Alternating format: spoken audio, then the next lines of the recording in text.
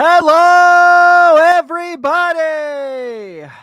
My name is Tim Daniel, and welcome to the end of the, I guess, pre-All-Star break episode of Late Night Reds. We're calling this, where we've made it, and I'm actually sad because they're not on TV every night now for 4 nights. It's kind of brutal, right? But I'm very excited to be here as always with all of you fantastic people joining me this week. My good friend, you can check him out every week on ESPN 1530, Mr. Mo Egger. Mo, what's up, buddy? How are you? How we doing? What's going on? How's everything? What's new? The Reds are in first place. It's the All-Star break. The first half of the season is over. They can call the rest of the season as far as I'm concerned. Now would be a good time for a lockout. Yeah, I Sure. mean, 94 all over again, right? Yeah, exactly. Yes, exactly. And they were a game up on August 12th, 1994. And as far as I'm concerned, they're world champions, 1994. So we'll do the same thing this year. I like it. Should we print the t-shirts? Let's do it. Print the t-shirts. That's All right, perfect.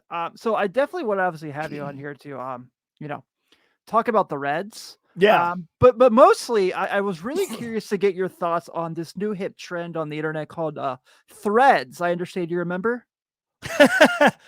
Yeah. For now, sure. I'm not sure I understand why we're doing this, but yeah, we're on Threads because every time I look at Twitter, I see people tweeting that Twitter's about to die. So just in case that it does, I want to have somewhere else that I can go and promote myself.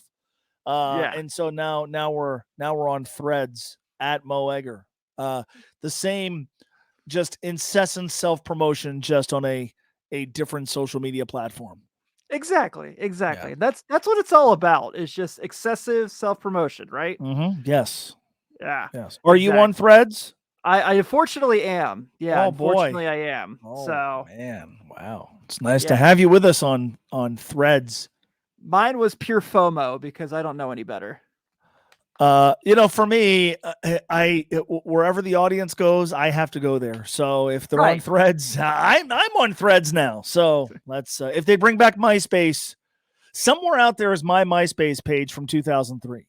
And if Mine anybody too. and if anybody can unearth it, the sheer amount of embarrassing content that's out there based on my MySpace page from 2003 would be a gold mine.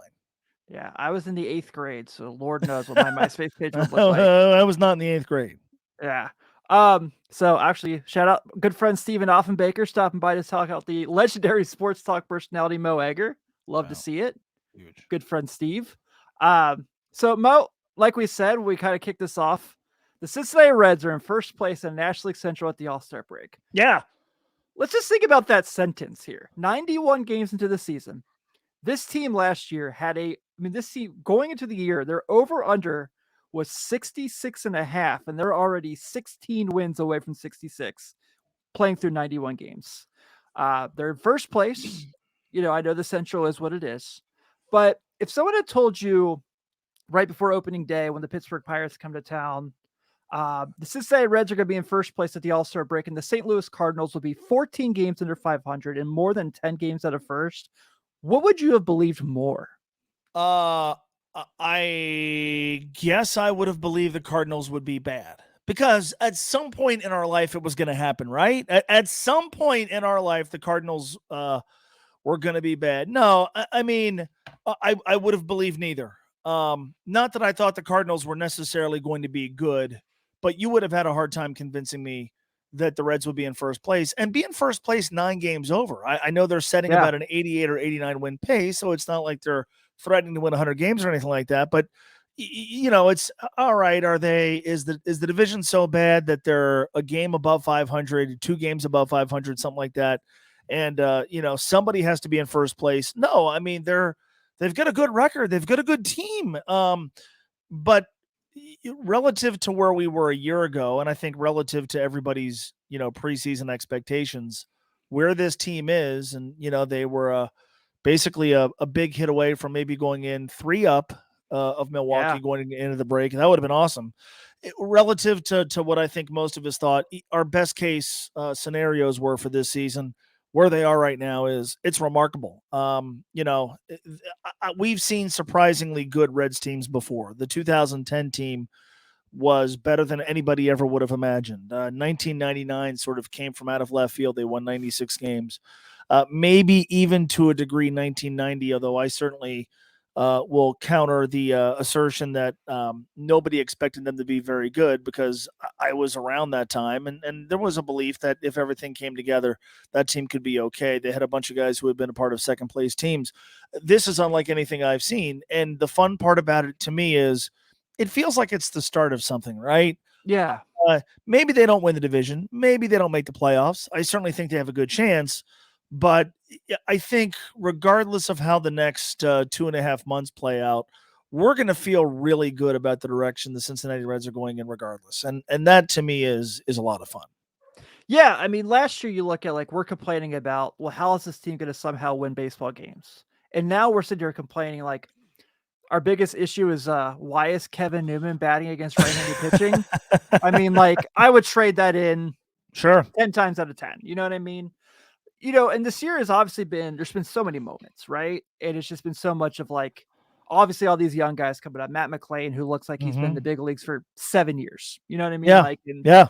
Ellie De La Cruz, who is, so it was 2 years before I was born when Eric Davis was called up. But from what everyone tells me, this is exactly what it was like when Eric Davis was called up. So I will take their word for it. Sure.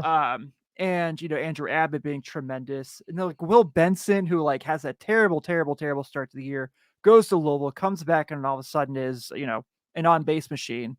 What has been kind of the thing that's jumped out to you the most on a day-to-day basis watching this club that's been most exciting?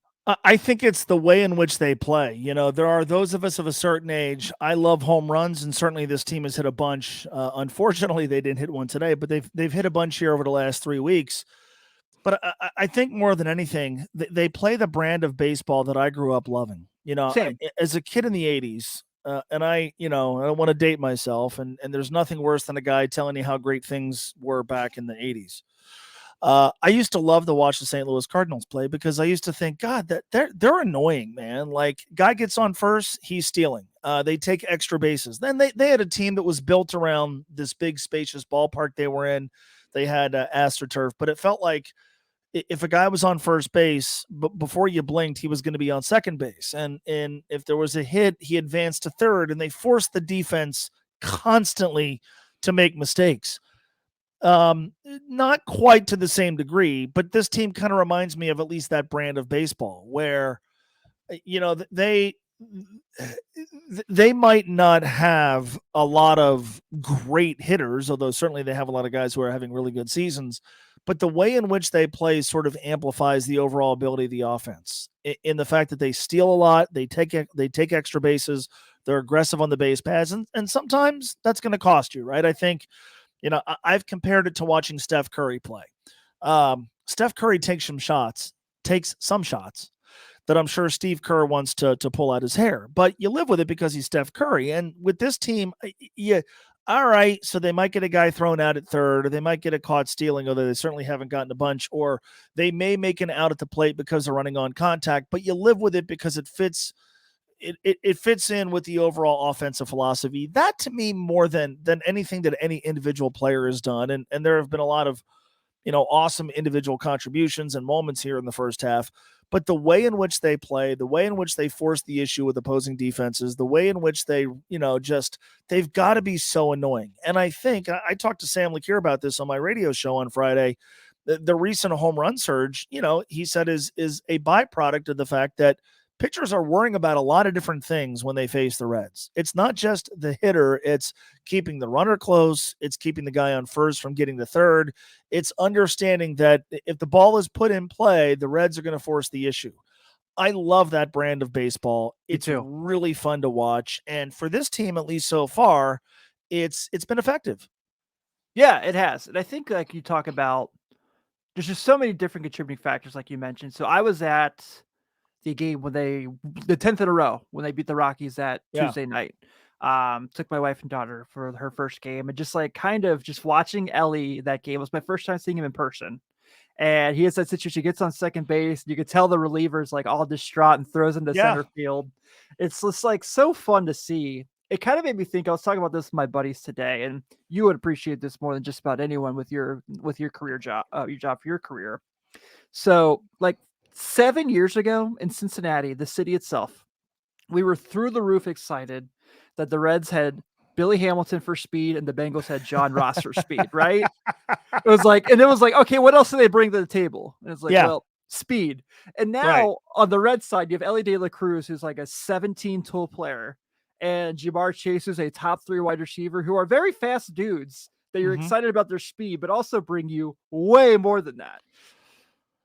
Yeah, I mean, with Ellie, it's every conceivable physical gift. It's speed, it's power, the throwing arm. It's physically at least, it's the total package. But he also looks like he really knows how to play, Yeah. right? I know he has struggled here and there against lefties, but he really seems like pretty close to a finished product. And folks bang on the Reds for waiting too long to bring him up, and I think it's fair to wonder, where would this team be if they brought him up maybe 2 weeks prior to when they actually did? At the same time, maybe the time in Louisville helped him polish off those rough edges, and he has gotten here, and he fits in. Like he just, and I've said this about Matt McLean as well. They just look like they know how to play. They Yeah. look like, with Ellie De La Cruz, it's this incredible physical skill set. And, there have been times this year where, he's taken some third strikes where I'm like, all right, he was maybe a little bit too selective early in the count. But it looks like he has a plan up there at the plate. Like these guys look like they know how to play. Where with Ellie, there's a lot of guys with great physical gifts, but do you know how to adjust to the way the league adjusts to you? And it feels like with Ellie De La Cruz, the answer is yes. And then there's just the jolt of electricity that he gave the team. Um, Yeah. I was lucky enough to be in the ballpark the night he made his debut, and things in sports rarely live up to the hype, right? That night, Ellie De La Cruz lived up to the hype. The team itself, you got the sense that they were energized by his presence and have been so for the last month. And it's so fun to watch, and it's so fun to think about. With Billy Hamilton, he felt like a gimmick, right? Yeah. Not Billy Hamilton's the best defensive center fielder I've ever seen. The Reds have. Now that's saying something because I did watch Eric Davis and I did see Ken Griffey Jr. Billy Hamilton brought some things to the table, but as an offensive player, he felt like a gimmick. Ellie De La Cruz doesn't feel like a gimmick. He feels like a baseball player, and I think that's the difference. Jamar Chase feels like a football player. There's lots of things he can do. Whereas when you talk about somebody having one, sort of clearly defined skill set, but lacking elsewhere, they feel gimmicky. And gimmicks don't last long. Ellie De La Cruz is going to last a long time. Yeah, absolutely.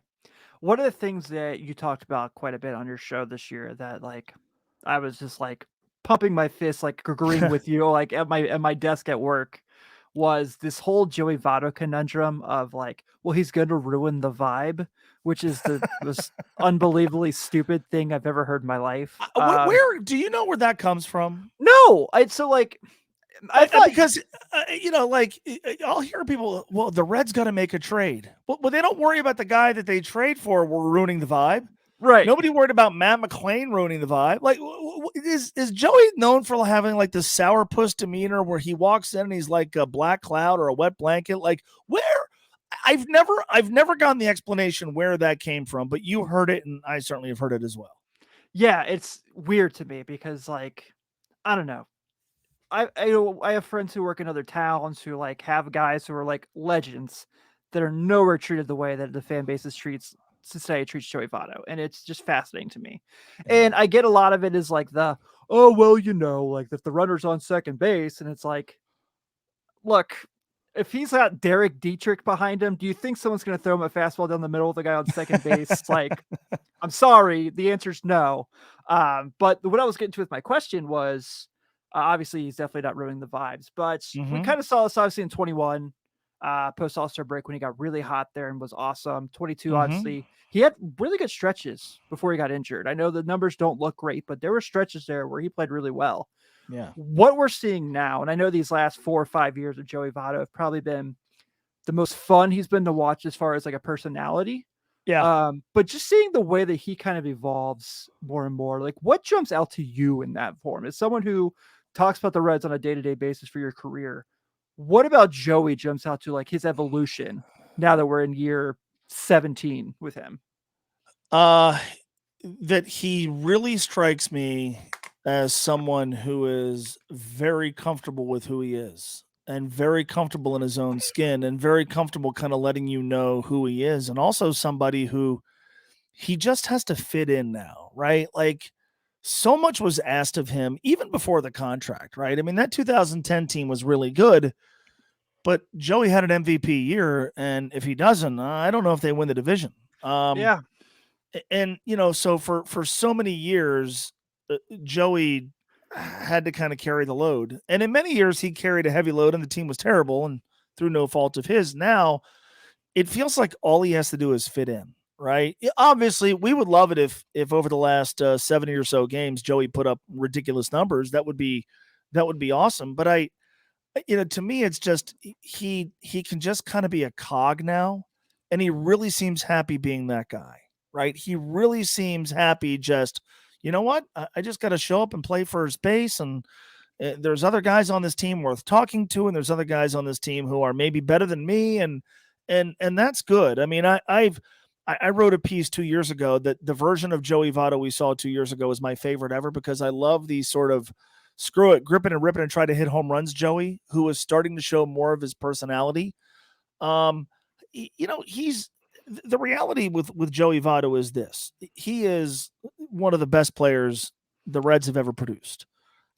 He's going to be in the Reds Hall of Fame. I think he's going to be in Cooperstown one day. Same.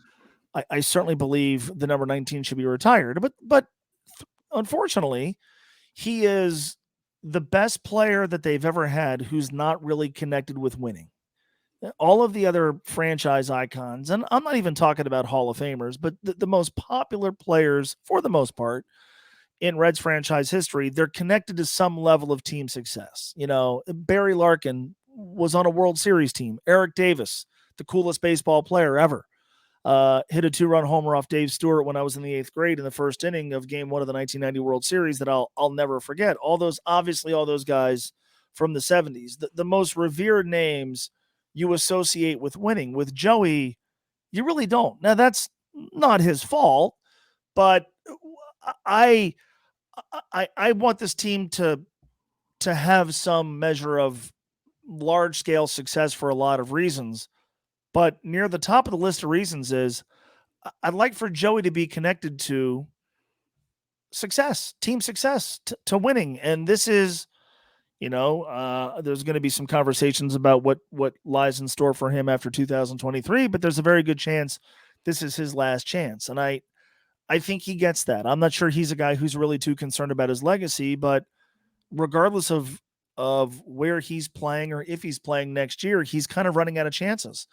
And so he strikes me as somebody who's really appreciative of a chance to be on a good team and be on a team that might give him an opportunity to author a big September moment or a big postseason moment and maybe finally be associated with team success like so many of the other greats that from a production standpoint, he fits in with.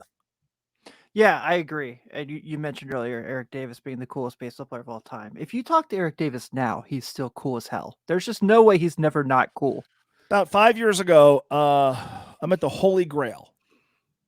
Maybe it's 7 years ago. I'm at the Holy Grail before a Reds game, and Eric Davis walked in, and no one said a word to him. Now, there's a part of me that goes, you know what? That's Cincinnati for you, man. We just let you kind of do your thing. There's also a part of me that's like, what's wrong with you people? Eric Davis is standing there, and the coolest baseball player of all time is standing, not with anybody, and nobody recognizes Eric Davis is here. What are we doing? And so I couldn't help myself and just said, "Hi, Eric." And I mean, he was just awesome. He's the coolest baseball player who ever lived. Yeah, It's funny because the opposite of that is when my wife and I were leaving for our honeymoon in 2021, we were at CVG and Pete Rose was at the terminal right next to us. Yeah. And I said, "Hey, that's Pete Rose." And she's like, "Are you going to say anything to him?" And I said, "No." And she goes, "Why doesn't anyone go talk to him?" I was like, "Because everyone can." I've had pleasant interactions with Pete Rose, but I understand where you're going. I got Yeah. you. One more thing I want to talk about before we kind of move on to some other stuff about this team. I really love one of the things that's been really cool about this team, and I know this has kind of been a common conversation through everybody who kind of covers the ball club. It's this whole like it's someone different every day thing, Yeah. and it's 100% accurate. You know what I Mhm. mean? Like Will Benson's walk off against the Dodgers is still my favorite moment of the year. Mhm. Maybe Ellie stealing home yesterday takes it because that's you just have never seen that before. That was insane. And John Sadek, who I know we're both really appreciative of, Mhm. did such a great job on the call of that. Just unbelievable. Like I want that to be my alarm clock in the morning. Um, but you talk about like Nick Senzel has three game winning hits this year. Mhm.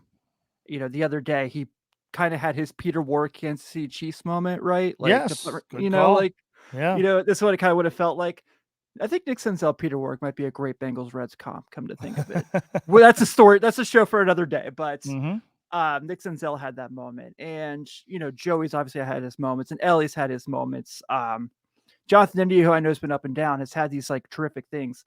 It's just kind of like, and you can tell with these guys, and I know it's so corny to say, but like these guys 1000% love being on the same team. Like these dudes, like they like when they're hitting, it's just pass the bat on. And I think it's just kind of just been something where, you talked about how Cincinnati kind of is like, you just do your thing and we're going to support you. But I think that thing that everyone's kind of getting behind the most, and you can correct me if you feel like I'm wrong here, is just that it's like everyone just like loves the fact that this team loves each other so much.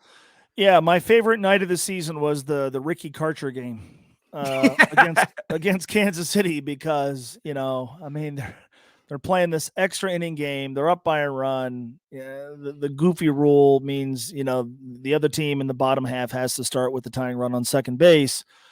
And the Bally Sports cameras show this kind of goofy looking dude with this weird grin on his face, and it's like, okay, the guy with a 9.28 ERA or whatever it was at Louisville, like, this guy's gonna close it out. Okay.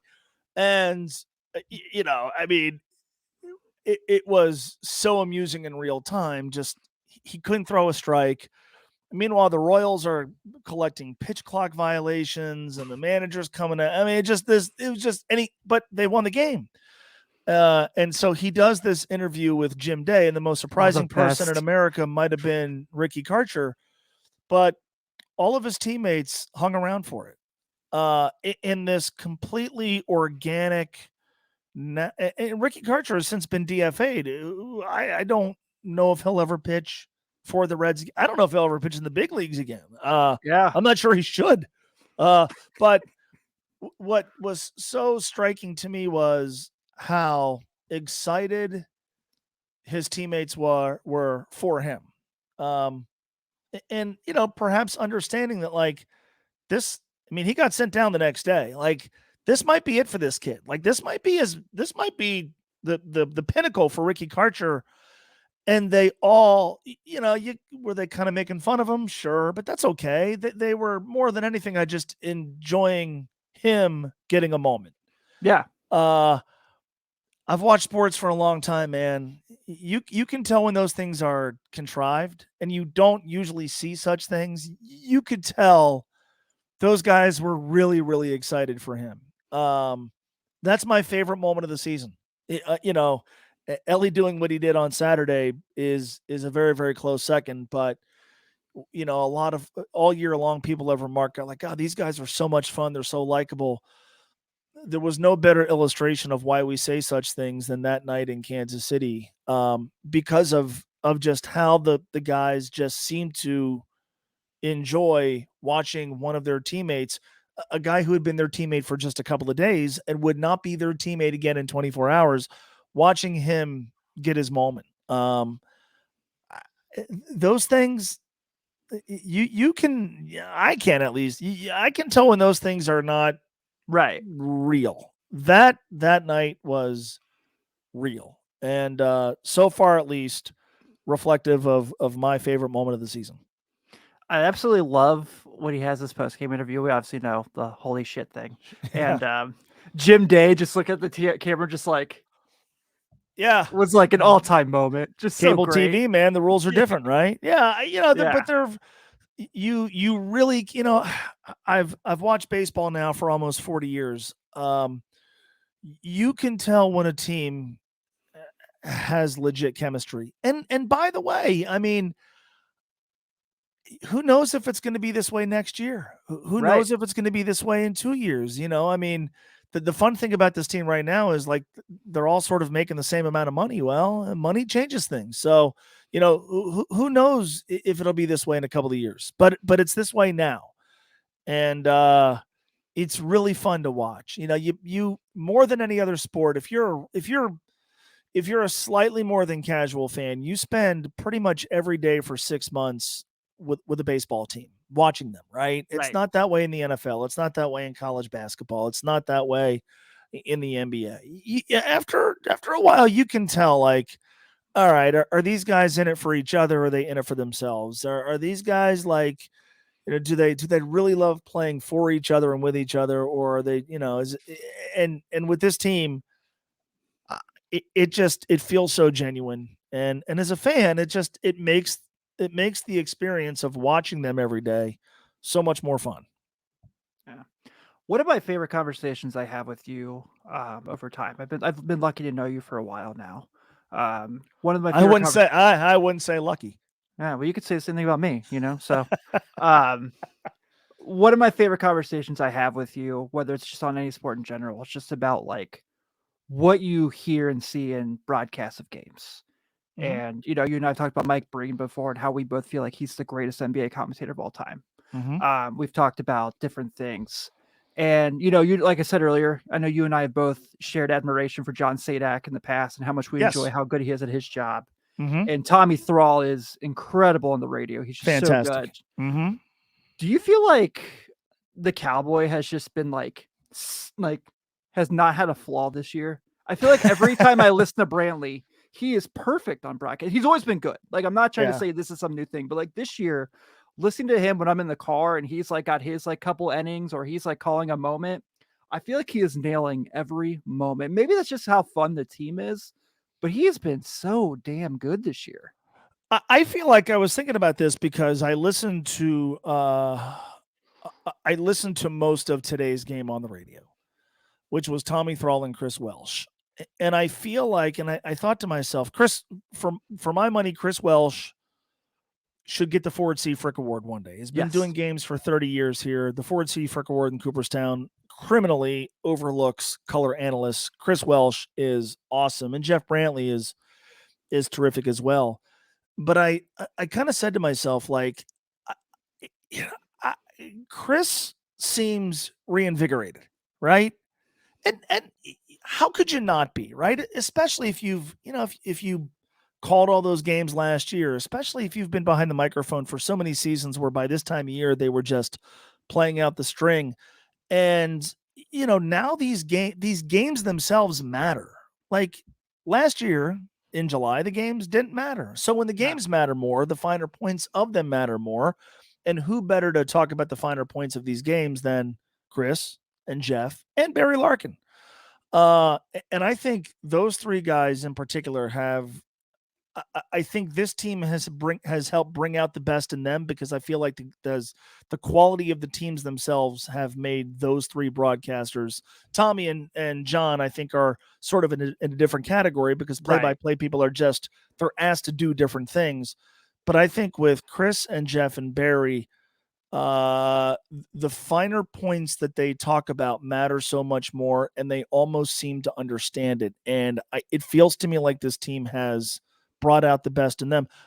I think Jeff Brantley's terrific. I think Chris Welsh is terrific. Barry Larkin's my all-time favorite player, so I'm never going to say anything bad about him.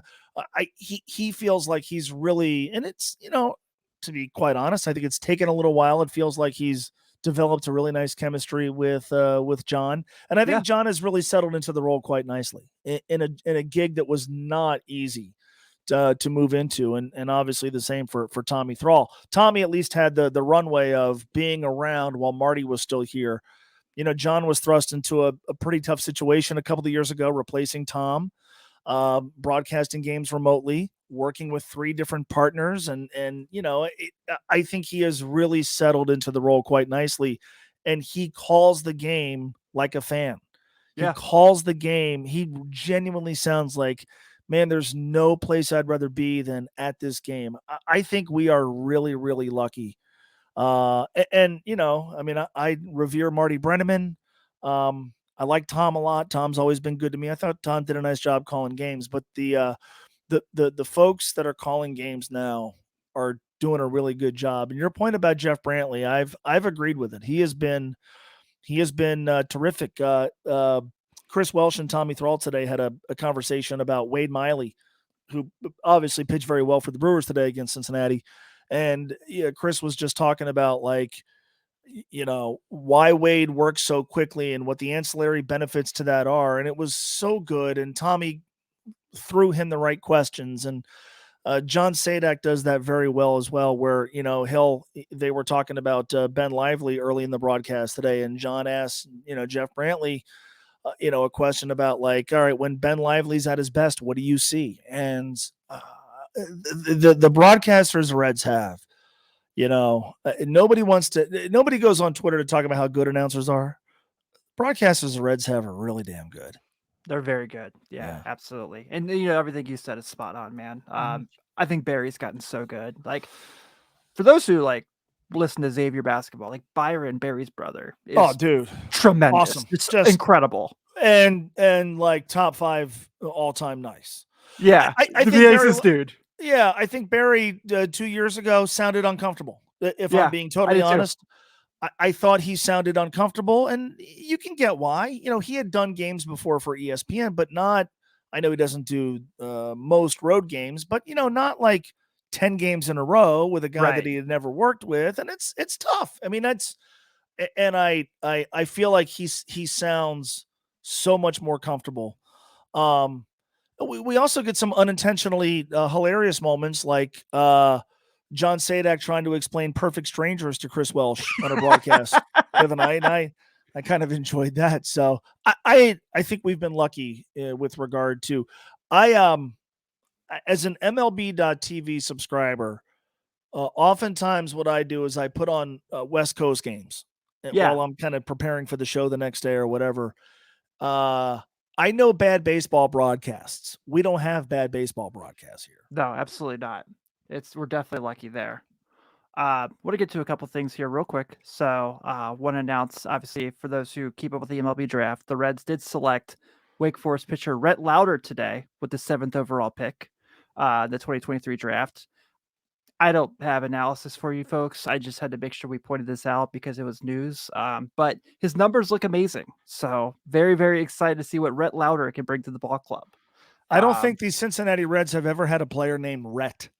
I think, come to think of it, I think you're right. They could have had dozens of them. I have no idea. But off the top of our heads, not a lot of Reds in red uniforms. Right. But hopefully he's good. I'm sure he will be. Danny Graves said he's the best college pitcher he's seen this year. So that sounds promising. If Danny Graves says it, I'm in 100%. Yeah, I will take it for sure. Community question this week. I really love getting these answers. I wanted to make sure I talked to about this, and I'm really glad to have you on this week for this. So every week I put a thing out through the Patreon for the Riverfront, which please. So my bosses, the Dotsons, don't get mad at me. If you haven't joined already, please do. We do a thing here where I ask a question every week about my favorite whatever. So this week being the All-Star week, it was favorite Reds All-Star game memory, and got some really cool answers. Got the obvious ones, like the picture here, Todd Frazier home run derby. That moment is never not going to be cool. It's an all-timer for me. But just kind of some different answers I got from different people talking about it. One of them that really jumped out to me was someone mentioned Griffey being in the 2000 home run derby coming in second Mhm. place to Sammy Sosa. That was really cool. I think for me, and you can probably attest to this. I was at the All-Star game in Cincinnati, and it was a really, really cool, just awesome thing. And Mhm. I don't know if this necessarily counts as quote unquote Reds, even though watching Chapman just like burn the American League in the eighth inning or whatever it was pretty awesome. But there's that moment at the beginning of the game when they're doing all the ceremonies that comes with with the festivities where Willie Mays, Hank Aaron, Sandy Koufax, and Johnny Bench are all walking on the field together. Yeah. And there was like, as someone like like you're like me who just really loves the history of baseball. Yeah. That was just so awesome to be in a ballpark with those four human beings. Yeah. And Hank is no longer with us, right? Yeah, So shortly yeah, after. that was really cool. The whole franchise for that whole thing was really well executed It was. by Major League Baseball. That was, it's funny. That All-Star game was kind of I think a pretty dramatic pivot point, where now the home run derby is kind of the bigger deal, right? Yeah. We all remember Todd Frazier that night. We all remember the franchise four. We all remember the four guys you just talked about. Does anybody actually remember the game itself? I actually do. I remember Mike Trout was the MVP. He hit a leadoff homer. He had a leadoff homer. But the game itself, a little bit of an afterthought, right? And that's that's not a criticism. It's just I think it's reflective of how many cool things happened during those couple of days, but also the fact that the home run derby that night kind of became, and I still think is a bigger deal and frankly a better TV event than the All-Star game itself. I agree. Yeah, I definitely agree. I know a lot of people such as some kind of like basic ones that are definitely really cool. Just talking about there's always that moment of watching when your favorite team's guys get introduced on the field. Yes. I always love that moment. Was it Joey a couple years ago in his last All-Star game? Finally got his first All-Star game hit, and it was a home run to tie the game. Yeah. That was pretty cool. My favorite one is the All-Star game was here in 88. Mm-hmm. The Reds had it was neat because I believe Jeff Russell was an All-Star, Cincinnati guy. Kurt Stillwell was an All-Star, had been a Red. And so like Larkin's an All-Star, Sabo's an All-Star. Maybe like Danny Jackson was awesome that year. I don't know if he was an All-Star, but anyway, the All-Star game's in Cincinnati, and Whitey Herzog is the manager of the National League team. And as the game sort of goes into the later innings, watching it on TV, it's like, is Chris Sabo going to get into the game? And ABC broadcast the game. And, Larkin came in the game. Larkin actually struck out in the ninth inning, but Larkin didn't start for the National League because they still had Ozzie Smith, but he played and he got a couple of at-bats. Sabo pinch runs in the seventh inning for Gary Carter and steals a base and didn't end up scoring. The National League lost the game. Terry Steinbach, who didn't belong in the All-Star game, was the MVP. But I remember the excitement when Sabo entered the game, and then when he stole second, how cool that was. And I don't know why, as an 11-year-old kid, the game in Cincinnati, Spuds gets in and he steals a bag. That's my favorite Reds-related All-Star game memory. Because it happened in Cincinnati. And like, I remember watching the game with my grandfather, and he's like, Whitey Herzog's an a-hole. He's not going to put him in. And it's like, well, Whitey Herzog does seem like an a-hole, but he's not going to put Sabo in, and he got in as a pinch runner for Gary Carter, and then like never didn't bat, didn't play the field. I think the other All-Star catcher was Lance Parrish or somebody like that. I'm pretty sure it was Lance Parrish, but Sabo got in and stole a bag, and in front of the hometown crowd, the place went nuts, and that's my favorite All-Star game memory, the Reds related All-Star game memory. Yeah, I remember being irate in 98 when they didn't even put Brett Boone into the game. Like, I was like 9, but I was like, why the hell? Yeah, I was really mad that one. San Francisco in 06 when Griffey made it back. Mm-hmm. He was the year's comeback player of the year. That was incredible. Yep. That's one of my favorites. But yeah, it's been really cool to have a franchise like that. I hope Alexis Diaz has a moment that we never forget on Tuesday. I hope he gets a chance to pitch. Because Don't say that to Stephen Offenbaker. He is trying to petition to him not to pitch and rest his arm. Did he pitch today? No, he did not. Okay. Is he going to pitch tomorrow? Probably not. He's going to pitch Wednesday? Well, So no, there's you're right. Is he going to pitch Thursday? Hey, I'm on your side here, man. We don't want him to get some work. Yeah. I mean, couldn't Alexis Diaz use an inning of work? So there's only one Red who made the All-Star team. Yeah, that's kind of crazy. One of the coolest stories of the first half of the season are the Cincinnati Reds. That story has a better chance of being told on the broadcast if Alexis Diaz appears on the game than if he doesn't. So I certainly expect Rob Thompson to be judicious, and he's not going to go out there and leave him out to dry. He's not going to throw 45 pitches. But if Alexis Diaz can get some work and his appearance in the game compels the announcers to spend a few more minutes on the Reds, I'm all for it. Yeah, I'm with you, man. I just like seeing our guys in the game. Not like our former guys. Well, you can't. You can't. I mean, obviously, every team gets a guy. You can't get mad when you can't talk about how this guy should be an all-star and then he gets to the all-star game and then hope that he doesn't play. Yeah, I'm with you. Alexis Diaz, I'm sure, wants to pitch in the game. So far be it for me or anybody else to root for him to not pitch in the game. And again, they're not going to leave him out. He's not going to throw 2 innings. So he's going to get an inning of work, hopefully be effective. And again, his appearance in the game, there's no other Red. His appearance in the game is more likely to compel Joe Davis and John Smoltz to talk about the Reds than if he doesn't appear in the game. And I think this team deserves to be talked about, and maybe they still will be, but they have a better chance of being talked about if Alexis enters the game. Steven did confirm, since he was managed this week, he is okay with him pitching now. So good. See, common sense ultimately always prevails. Yeah. He also said he met Joe Morgan at the 25 game, and I'm jealous of that because obviously as someone who is way too young for the machine, when I go back and watch those games, Joe Morgan is the guy that I'm always enamored by. I know Bench and Rose were there, but Joe Morgan is my favorite historic player. He's my Kareem Abdul-Jabbar for baseball, where it's wow. I didn't see this guy play in person, but I watch old stuff. He's my favorite person to watch. Okay. I buy that. I could totally buy that. Yeah. Huge Kareem fan. Sure. But the MVP in back-to-back years when the Reds won the World Series, think about that. He was the National League MVP playing for 2 teams that are regarded as maybe the greatest of all time. Nothing else needs to be said. Yeah, one of my all-time favorites.